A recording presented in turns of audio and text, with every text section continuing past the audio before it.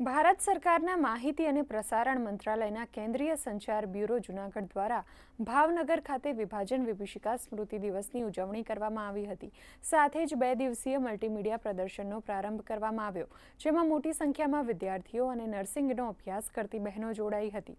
આ અવસરે યોજાયેલા 2 દિવસીય પ્રદર્શનમાં વિભાજન સમયની તસવીરો લખાણ સાથે રાખવામાં આવી છે, જેથી લોકો તેને નિહાળી વિભાજનના સમયની હકીકતને સમજી શકે।